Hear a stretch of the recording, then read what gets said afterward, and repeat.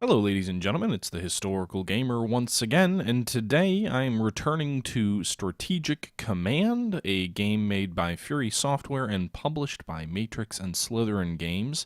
In our last video, we actually did a first impressions video, so that's all it was. It was just sort of my first initial take on Strategic Command. And in this video, this is kind of the first, not really the first, but we're going to continue that game into a Let's Play series. So the last time around, if you remember, we actually were just kind of talking about what do all these different tabs and things mean? How do you generally play the game? And at a very high level, what is Strategic Command? Well, this video is not going to do that. We've already touched on all that. So if you're still curious, feel free to go back and check that video out. It will have posted probably 2 days ago, and I've also put together a playlist for Strategic Command. So if that's something you're still interested in, please go ahead and check that out. I'm going to assume you know all the basics, and we're going to jump right in. Now, we are in turn 2 of the game. It is September 15th, 1939. One thing I didn't mention last time around is turns take about a week. They're 1-week turns. We've reinforced our border with France. We did that at the very end of the video, and we've launched the invasion of Poland. We're playing as Germany. So you can see here we overran some of the border defenses. We've threatened to encircle various Polish forces west of Warsaw, and we're in the process of advancing east. Now, one thing I did learn in my very brief 1-hour playthrough is that if you fight and you take Warsaw, immediately, whatever your border is at that time, at least I think that's what it is what becomes the split between east and west. At least that's what it felt like. I could be wrong. I think there is an actual truth to it being the Vistula River as being the border, so maybe it was everything west of Warsaw goes to Germany and east goes to Russia, but I'm going to at least make a perfunctory effort to try and drive a little bit east to see if that maybe helps us push our borders a little bit east. And I guess we'll see what happens with the division of Poland and between Germany and the USSR. Spoiler alert, Germany and the USSR agreed to split Poland in half when Germany invaded. If you didn't know that already, now you do. So one other thing I'm going to do here is we've got one unit here along the border with Belgium, but right now we're at peace with, or actually with the border of Denmark. Oh my God, I can't read a map. Netherlands. We're going to go ahead and move him to the French border because I don't anticipate, these guys getting frisky and trying to attack us. Our forces along the border, with one exception, are all army corps as opposed to armies. So they're a little bit weaker. The French have mostly army units. We've got mostly corps units, although we've got some defenses between us and them if they do attempt to attack. I don't think they're ready for war yet, so hopefully there won't be any attacks for a couple of turns at least until we've subdued Poland. This video will probably just cover the conquest of Poland. That's my anticipation. I plan to make it about 30 minutes. Maybe it'll be a little bit more. Okay, so returning to Poland. Well, actually, right now, we've got 158 MPPs, 158 income as Germany. So what do we want to spend that on? Well, I think rather than any reinforcements or troops taking casualties, we'll probably wait till after the Polish campaign, we're going to go ahead and spend it on diplomacy. I had thought about maybe buying some new units because another thing I neglected to mention last time around is units take a few turns to build. I kind of hinted at it, talked about the production schedule, but never really flat out said different units take different amounts of time to build. Last time around, we ended up spending some money on diplomacy, on Bulgaria specifically. So we spent 50 MPPs to try and earn 5% chance of a 5% swing to the Axis. We want to get these guys allied with us. So we've got 4 diplomatic chits remaining. We've only got enough money for 3 at 50. But we're going to go ahead and spend our money on investing in diplomatic relations with Bulgaria. So we're going to spend all of our money more or less on that after we've done some reinforcements on the Western Front. And now we have a 20% chance per turn of a 5% swing. I think it's a 5% swing. Maybe it's a 20% swing. 20% of a 20% swing to the Central Powers. So that's what we're going to do right now. I'm going to kind of go down the list. So Bulgaria is one country I definitely want to get to be our ally. Hungary is another country. Both of these countries historically, I believe, fought with the Axis. I'm not sure if Romania did as well. 3 of the 4 countries did. Actually, they might have all. They might have all done it because Germany only invaded Greece and Yugoslavia. The rest of the countries on the Russian border fought with the Central Powers, I believe. They weren't the best allies, but, sometimes you don't get to pick your allies. So we're going to go ahead and do that. We're going to kind of go down the board and try and get more countries on our side. I'd thought about maybe trying to convince the U.S. to stay out of the war or maybe trying to increase relations with the USSR, but Right now, at least for the time being, we're going to focus on making Bulgaria our friends. So we got about a 20% chance of a swing this turn. So now that we've done that, we've spent all of Germany's money. Let's take a look. We're going to budget first. So let's take a look at Italy. Italy is not great financially.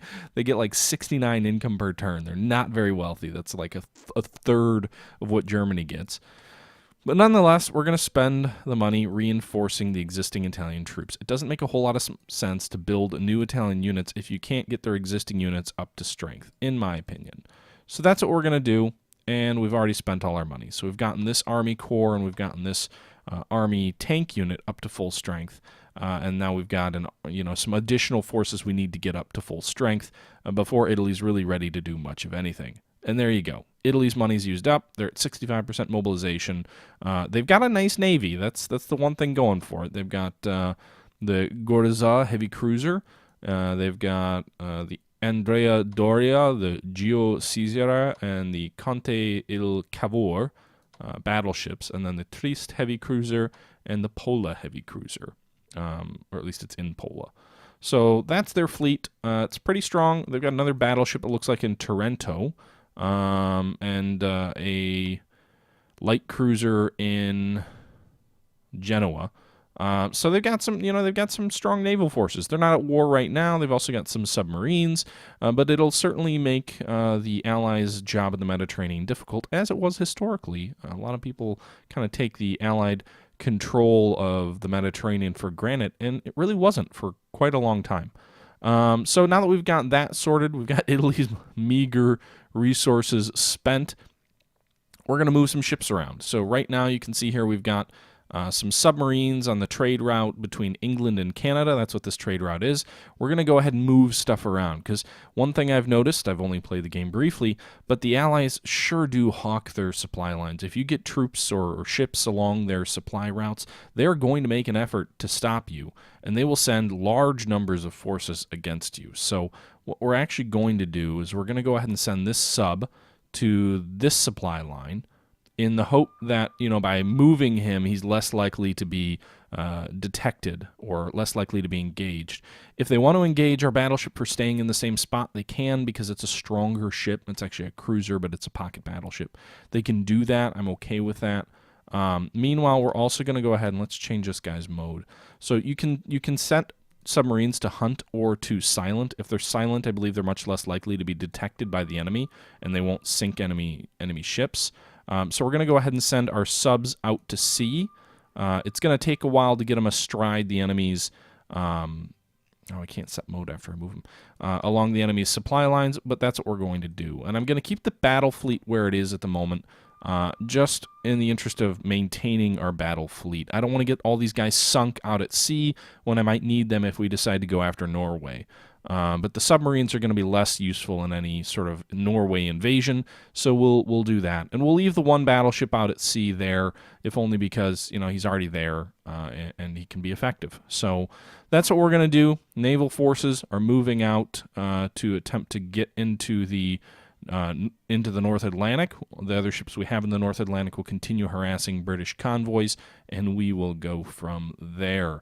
The one thing is, obviously, France is critical when it comes to the Battle of the Atlantic and attempting to cut British supply lines. You can see that because just, we've got to move these three subs all the way around and into the Atlantic, and then to get them home, we got to move them all the way back. That takes, weeks upon weeks to do that. So it really shows you the difficulties that Germany faced early in the war, and it makes it pretty clear on why Germany didn't have the most effective, anti-convoy routes until after the fall of France. Okay, with all of that done, now we're moving back to Poland. The objective of this video is to take Poland, and that's what we're going to do. So we're going to go ahead and zoom in here.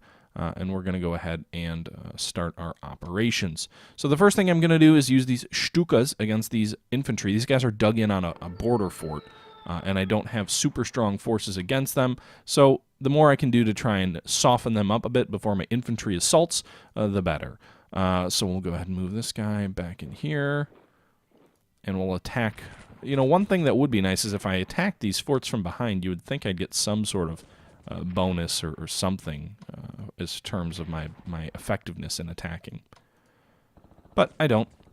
And you can see here we didn't manage to take the fort, but we have surrounded it. So it's completely surrounded, and its supply will begin to suffer because of that. Meanwhile, there's some mechanized infantry here that we're just going to kind of roll over, take Krakow, and advance east. I'm not going everything toward Warsaw. I could probably overwhelm Warsaw and take it, if not this turn, then definitely next turn. But I'm not in a huge rush, because I do know we've already got those deals with the Russians. They're going to swarm south shortly. So you can see here.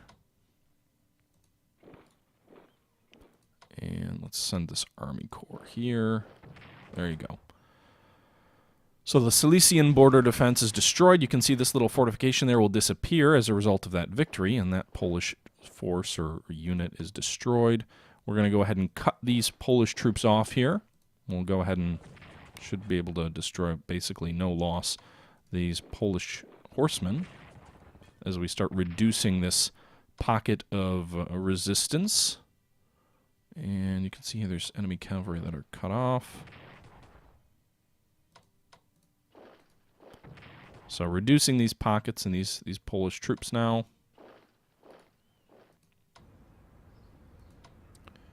These tanks will race forward to the gates of Warsaw. And not sure. Let's see here. Can these guys move this way? We'll take this town next turn. Meanwhile, I'll start reducing the Polish troops that are already cut off. They should be more or less out of supply. It doesn't look like they're being hurt too much for lack of supply yet. So we'll hold off on our attacks on here until next turn, probably. I can just leave them and take Warsaw, actually, and then they get destroyed anyway. But I do think there's value in gaining experience from fighting the enemy. So I'll continue to soften these troops up. I'll go ahead and bomb Warsaw with some strategic bombing. And I'll reinforce... I don't have any money, that's right. I'll leave those fighters to be. These guys already bombed, so they're good. And we'll work on the Modlin fort, if you will.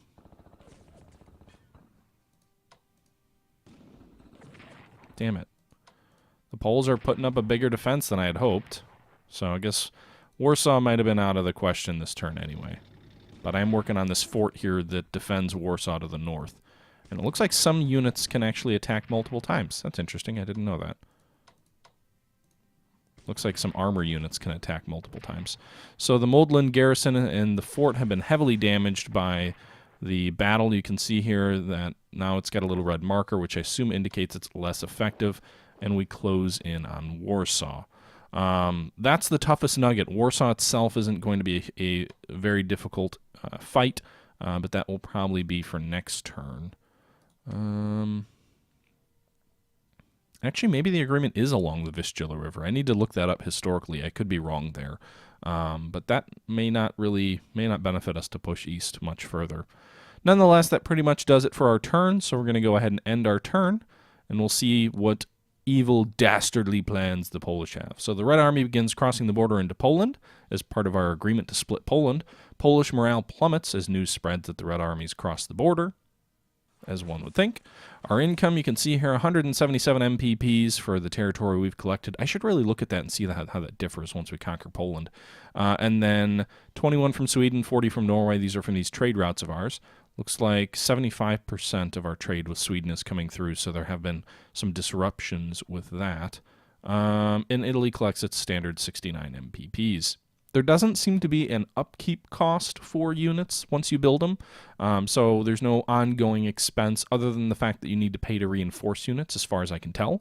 But what I will say is that the game simulates upkeep in the sense that you can only raise a certain number of units. So that definitely seems to reflect the fact that there is, a limit to how many men in arm a country can support. And I don't know if a unit's destroyed or killed, if your maximum goes back up, accordingly, or if that means that, once a unit's lost, it's lost for good. It would definitely add a significant level of importance to losing units if you can't replace, if your cap doesn't increase once you lose a corresponding unit. as it decreases when you build one, but I'm not quite sure on that point yet. Okay, the British Expeditionary Force has arrived in France, so the beginnings of the Allied troops have started landing. Axis Raider disrupts the Canadian convoy. Axis Raider disrupts the British Empire convoy. So our subs have started disrupting the British Empire convoys, and our battleship or cruiser continues to disrupt the enemy supply convoy. So they lost 23 MPPs this turn as the British Expeditionary Force arrives in Europe. So if we go to the Reports tab, and we go to the Graphs, we can go to convoys. We can see here that the convoy income is 129 for Germany. Okay, but it's decreased a little bit because of some Allied interference. Britain has a convoy income of over 270 MPPs. However, they've lost 47 to enemy activity, so this must be cumulative income. So you can see here the losses have spiked up, but their actual income hasn't dropped all that much. They've been able to account for that. If we look at national morale, British morale's fallen a little bit, down to 99%. France is still at 100. U.S. is not at war, so these countries don't matter. But Poland has fallen all the way to 33%. You can see, obviously, that the losses that Poland is taking in terms of casualties are having an impact. Germany's national morale has slipped slightly due to some casualties, 99%, but nothing too substantial. If we go into income, you can see here collected income 138, spent 139 for Italy. Germany's collected income 475, lost units 647. I assume that's spent in replacements. I'm not sure. Spent units, lost units. Huh. I don't know what that means. Unless there is upkeep and I'm totally missing the ball, which is certainly possible. But doesn't seem to be. It doesn't factor in every turn. But anyway, this is kind of the general sense. You can see if we go to losses and we go to, you can see Poland has lost quite a bit of units. If we go to detailed losses, Poland has lost 9 units, 3 army units, 1 mechanized, 1 garrison unit, and 4 cavalry brigades have been lost. We haven't lost any actual units yet, although we've lost some casualties. So enough with the reports. Let's go back out to sea. I'll start every turn with that. I'm going to push the subs to a different convoy. You can see the morale and readiness have fallen a little bit. The supply is still at 8. Action points is at 20. But I'm going to move these guys over here, if only to try and avoid any Royal Navy response. Now, moving around, obviously, I could always run into Royal Navy forces, but I'm just trying to keep them off their balance. Meanwhile, we'll move our cruiser down to where our sub was, so if they do try and go after our sub with, like, destroyers and the like, they may be a little bit surprised to find heavier forces opposing them. And then I'll go ahead and get our other subs out to sea, or work on getting them out to sea. Uh-oh, enemy contact, and I can't even see it. I can't see. What just happened? Enemy contact. So we just engaged enemy destroyers, the Jersey, and we did influence, or we did create some losses to them, but not substantial. So they intercepted some of our subs on their way to their stations, and impacted us and caused some casualties. So I'll probably pull these guys back so I can reinforce the sub, do some repairs to the sub. I wonder if can any of my ships get out there to engage that battleship? No, you've got to be adjacent. It would be nice if I could run up there real quick and just like blow that destroyer out of the water. What I may do, I'm gonna send. Let's see here. I'm going to try and leave them off the coast a bit, but I'm going to send some of my battleships up off the coast of Norway and may spring a trap for the enemy. So if the enemy, decides, what does that do? Oh, we can push it that far. I don't know what that means. Like if I double click on this unit, it's like a double time or something like that. I get double the action points. I don't want to risk it on my battleship. I'll have to look at the manual later and figure it out. But I'm going to put the battle fleet to sea. Hopefully the British don't notice. But again, I'm going to put the battle fleet to sea, and if they do really go hard after my destroyers, then maybe I'll race out and engage them. I just don't want to risk getting my whole navy blown up, but it may be an opportunity to cut the Royal Navy down to size, so we'll end up seeing what happens there. Meanwhile, along the French frontier, everything's kind of remaining the same.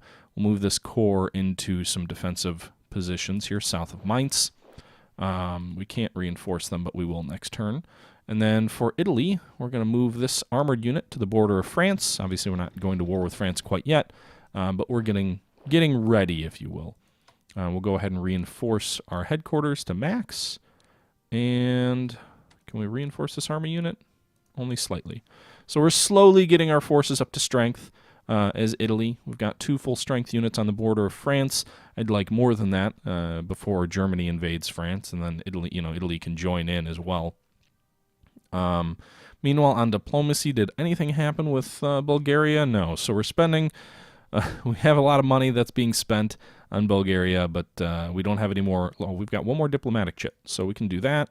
So now we've got a 25% chance of swinging Bulgaria to us. So we increased the odds a little bit by spending 50 more, and now we're stuck with just 196 MPPs of income left. Meanwhile, in Poland, we've got this 1 unit surrounded. Their supply looks like it's starting to dwindle. It's in gray.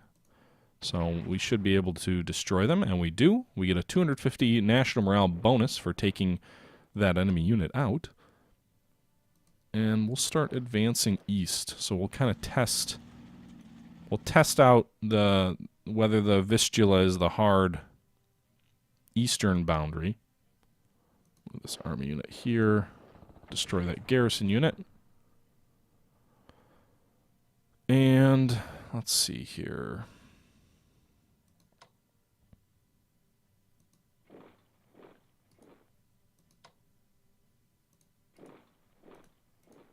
Okay, so I'm getting units in position for an assault on Warsaw. Probably won't happen this turn, but it will happen most likely next turn.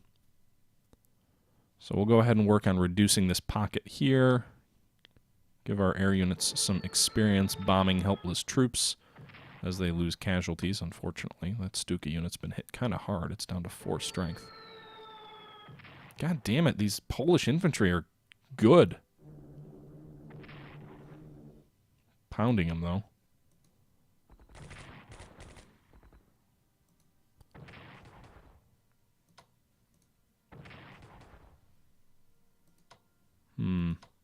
Okay, so they didn't quite die, but they're certainly suffering. And I guess the assault on Warsaw did begin. We went ahead and launched an attack against it. Huh. Moving my armor to deal with this unit.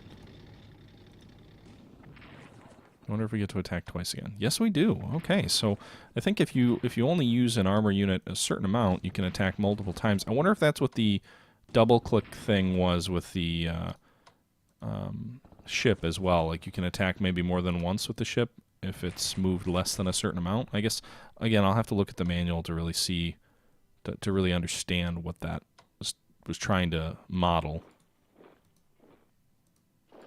Now I cut this unit off, so there's now 2 pockets in here of Polish armies.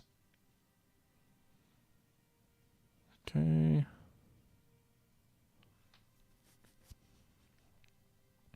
All right.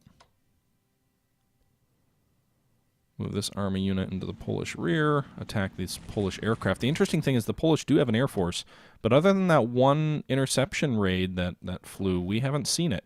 It's not really done anything. Okay. So again, I think we may end up getting pushed back to the Vistula next turn once Poland will definitely fall next turn. But I think that's about all. We still have some money as Germany, but I'm going to save that because I'm going to need to reinforce these units once Poland falls. Again, I could purchase some new units, but I'll wait 1 more turn on that, and we'll just go ahead and move forward to the next turn. So you can see Germany's income has actually increased a little bit. It went from 177 to 181. I wonder if that's simulating the new towns and whatnot that we've taken over in Poland. Meanwhile, the Swedish income is still only 75%. I'm not sure why that's reduced. I'll have to look into that maybe between episodes as we wait to see what the Allies do. Now that the British Expeditionary Forces arrived in France, they're probably not ready for an attack quite yet, but it is starting to put pressure on us. You can see here 1 event that just occurred. France bans the Communist Party and arrests thousands of militants. That should actually be good for our relations with the USSR, or at least it should push the USSR away from positive relations with the French or the Allies in general. That's my hope anyway. Okay, so the Polish are moving a little bit. There's some reinforcements occurring on different, parts of the battlefield. The French continue to attack our sub, and then, or the British continue to attack our sub. Oh, okay. So heavier British ships have arrived. Looks like, I'm guessing that's a cruiser. I don't think battleships should be able to. Maybe they can, but I don't think they should be able to attack subs. But no damage there.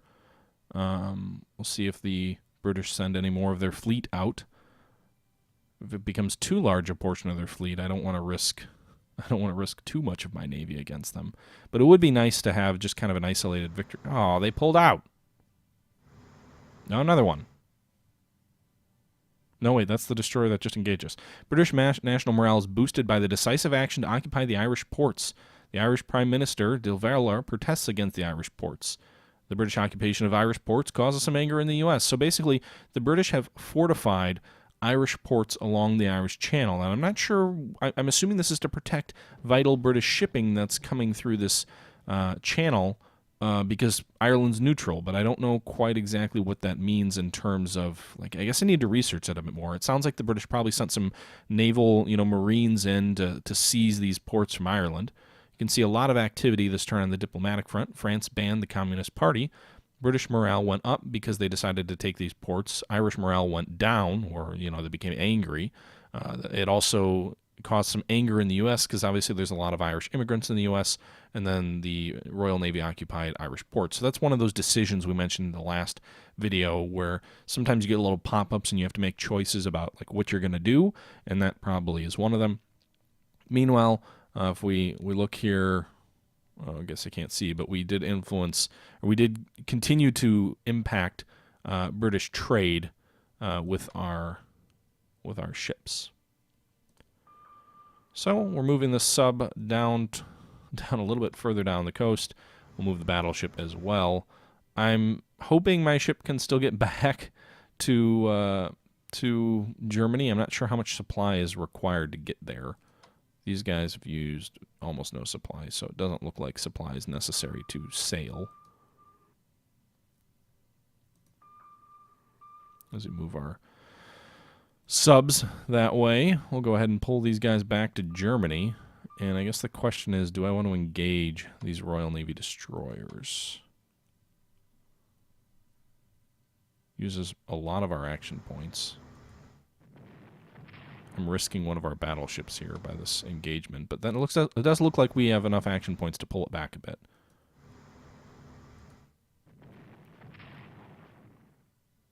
All right, so we get a little bit of a national morale bonus as well for engaging the Royal Navy destroyers and sinking them.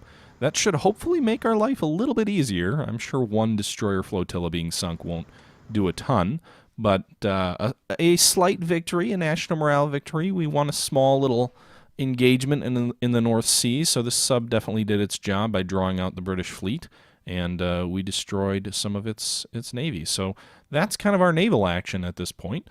If we take a look at diplomacy, no change yet here in terms of Bulgaria. So 2-3 turns now of heavy investment there. Nothing's changed. The U.S., you can see their allied support dropped from 22% to 16% because of the decision by the British to occupy Irish ports. Ireland became more pro-fascist, I suppose, as a result of the British actions. And that's about all that's changed on the diplomatic front. I would spend more and invest more in diplomacy, but all of our chits are currently invested in Bulgaria, so we're going to have to hope that starts to shift soon. Italy, we'll go over there first, just because we tend to spend all our money on Italy within a few seconds. You can see here we've got an army in Venice. We're going to go ahead and reinforce it, max reinforcements. It'll strengthen it at 100%, so it's now up to 10. And this army will probably come to the French border as well. I'm not too worried about Yugoslavia as they're leaning pro-fascist right now anyway. And then we've got a little bit of money left from Italy, so one thing we can do, we can go and operate. So spend 22 points to operationally move this unit via rail. You can see here we can move it all the way to the French border, and you get that little sound effect. And And that kind of spends our money as Italy. So we've now got a fully equipped army based out of Turin. We'll move it from Genoa to Turin, closer to the border. And then we've got a fully equipped armored unit and 2 corps on the French border. We'll bring this army unit over, so we'll have 1 army unit, 2 corps, and 1 armored unit on the border with France, hopefully before Germany's ready to invade. Meanwhile, on the French border with Germany, we'll go ahead and reinforce this unit to max strength. And we still have $400 now in the bank as Germany, but I think I'm going to not touch that at the moment. Let's see here. Can we drive? Just trying to think. We'll move these guys north to take out this Polish air unit. We'll go ahead and move this guy over here. So the Polish Air Force has been taken out on the ground. We'll drive north. I want to take this town. Okay, so Poland's going to fall this turn, which is kind of why I'm moving units the way I am, because I'm not quite sure how the border gets drawn with Russia. I'm assuming it's based on historical treaty, but that isn't entirely clear to me. So let's see here. We've got Warsaw surrounded at the very least. We'll finish this guy off. He's cut off. Really? You couldn't destroy that guy in those border fortresses? Okay, there you go. So, more casualties, but we took over that town. And we're going to use our bombers. Well, we won't use them against Warsaw because they've only got a garrison unit in there, so those are going to fall easy. I'll just give my guys some more experience bombing helpless troops, and then we'll worry about reinforcing them afterwards. Get these fighters a little bit of experience by strafing the enemy. Again, it won't do much, but it does give them some combat experience, and experience is important. I don't know if the game treats, strafing infantry the same as it does fighting enemy aircraft, but, at the very least it gives them experience at something.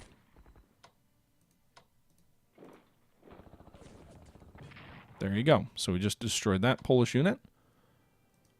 And now the attack begins in earnest on Warsaw. Actually, this unit I'm attacking right here isn't in Warsaw. We are losing casualties. Huh. Maybe I won't take Warsaw this turn.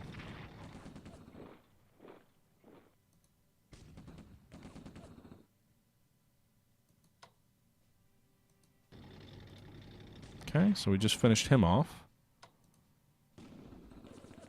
Alright, so it doesn't look like we're going to finish Warsaw off. Again, I'm not using necessarily the most efficient means of reducing the Polish forces, but whatever. I know Germany historically was in a rush, but I'm not too worried. I don't think the Allies are going to launch an offensive against me in the east. At least I doubt it.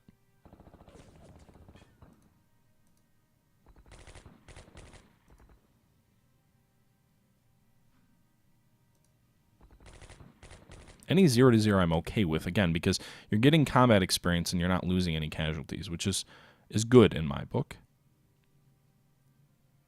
The Saar mine is not... you can see here there's different mines or different features on the map. This is a mine right here, but it's not fortified, which is why our troops are back here on the border. We could close to the border with France by putting these 2 units right here along the border, but the fortifications of the west wall run a little bit further north.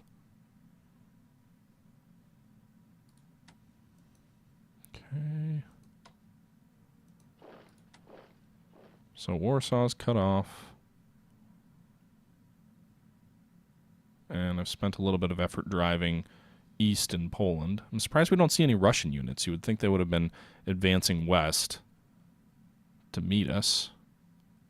But it is what it is. So a little bit of a delay on the fall of Poland. The USSR views the banning of the French Communist Party as a hostile move. Okay, that's good for us. Raiders disrupt Norway convoys. That's bad for us. You can see here we lost... we only got 27 income out of a potential 40, so that cost us a bit of money. And the rainy season's begun in Poland. Warsaw will fall next turn. It's going to be early November, so slightly slower conquest of Poland than historic.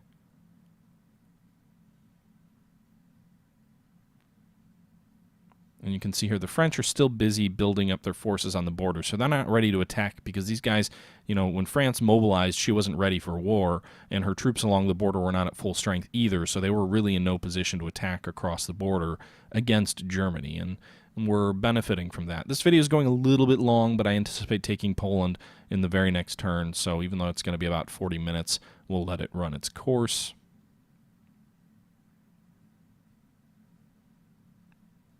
As you can see here, the AI is thinking. I could probably edit out some of these. Let me know, you guys. I know the game takes a little bit of time. Axis raids disrupt the Egypt convoy and the Iraq convoy. Let me know what you guys think. If you think it makes sense to cut out some of the in-between turn time. I know it's a little bit of time here. So the British lose another 20 MPs to our convoy rating. I'm going to shift these guys back because it looks like I think you lose one supply per attack. That's my understanding probably of the way this works.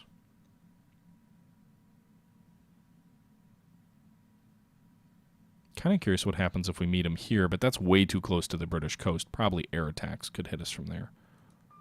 So we'll move these subs back. We'll leave this cruiser here. That would make sense anyway, that it costs one supply per attack. We almost have more of our ships into the Med. Now, it looks like the enemy has some ships here. So enemy contact with some British submarines. Holy shit. They sank half of our destroyer.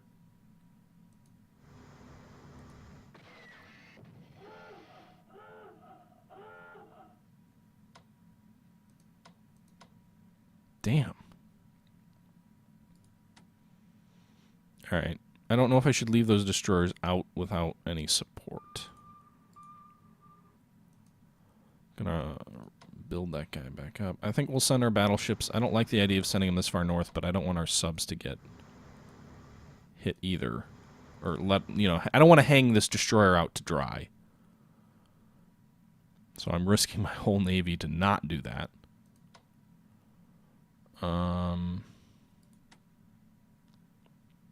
Italy, 77 income. I'm not going to spend the money to operationally move this unit. I'm just going to march them across Italy because it's close enough. I think that just about does it for the rest of our Italian forces. We can increase the strength of some of our other vehicles. So we've got some bombers and fighters. We'll probably go ahead. Looks like we can upgrade the fighters. So we've got an advanced aircraft. We can go ahead and upgrade the aircraft. So I've never done that before. You can see here, these are kind of basic level aircraft number 1. We just go ahead and tab it up to advanced aircraft 1. It costs us 25 MPPs. And these guys upgrade. Doesn't look like we can upgrade our bombers yet. We can reinforce them, though. So we'll go ahead and spend the remainder of our money on reinforcing these bombers to get them up to strength.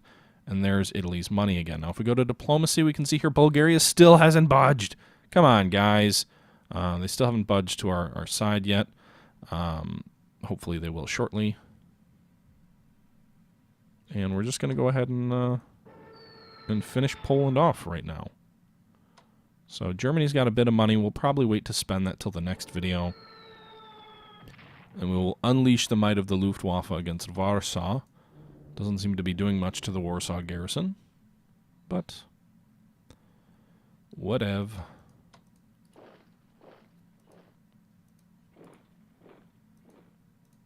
Now, we're going to have to give the Brest-Litovsk fort up. I know that much.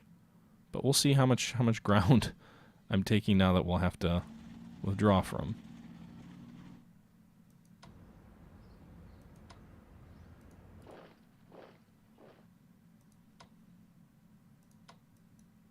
Okay, so I'll continue the attacks down here to give these guys experience, considering, again, they're not losing any casualties, so why the heck not?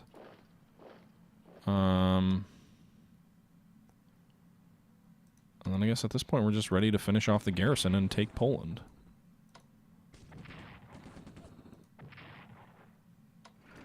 Okay, so those guys were victorious. We can go ahead and move these guys here, get them back along the line, and I'll start reinforcing our troops as well. I'll play out the remainder of this turn and then end the video, but I'm just going to kind of, while these guys are in place and in Poland, we'll go ahead and reinforce all of these troops. Spend that money that we'd been saving. Some of these guys have already moved. If you move, you can't reinforce. Okay. One thing I am kind of glossing over, if we go to reinforce here, you'll see there is a 30% experience loss if we go ahead and reinforce them. Now, I don't know if there's a elite reinforcement option. It doesn't look like it. But when you do reinforce, you lose some experience. So right now,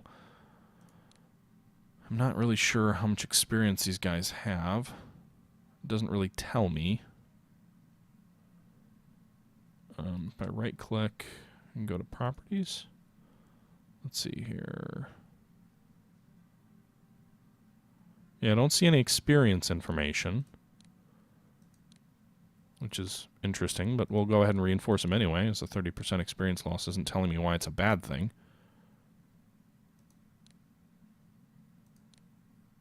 We can also upgrade some of our soldiers. So if we go back here, these guys all look like they're upgraded to the most modern.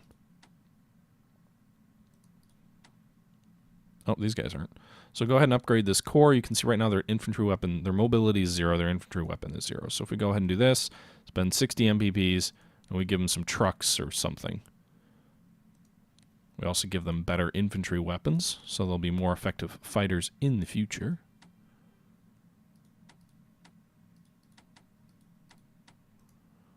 And I'm not going to bother with much more than this. These guys moved. These guys didn't.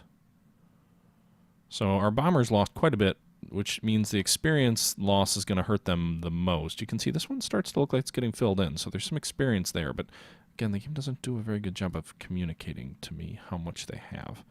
Anyway, so I think that's going to do it for this video, guys. We've taken Poland. You'll get the official announcement after this video, and we'll see how the borders adjust. But I hope you guys enjoyed the video. I know I've been rambling for a while. We're up to 42 minutes. I'll try and keep these a little bit shorter in the future. Hope you guys enjoyed the video. The war so far is going okay. We've taken Warsaw. There's one Polish troop left, but I'm assuming we'll lose some of this territory. I know there's a negotiation point where you negotiate about Russia moving back to the Bug River, so I know we'll lose a lot of this territory here back to the Russians. I'm just not sure north of the river if this stuff goes back or how that all gets divvied up. So we'll also see our, bloodied bomber corps as we try and reinforce everything. And maybe we'll start spending money on some other things. And hopefully we'll get some diplomatic reactions from those other central European countries that are leaning Axis but are not yet Axis. If we do one final check, we can see the USSR dropped from, like 22% allied to 15% over the French decision to ban the Communist Party in France, which is good for us. I don't want a two-front war until we've dealt with France. So far things are going okay. I hope you guys have enjoyed the video, and until next time, it's the Historical Gamer saying thank you for watching, and I'm out.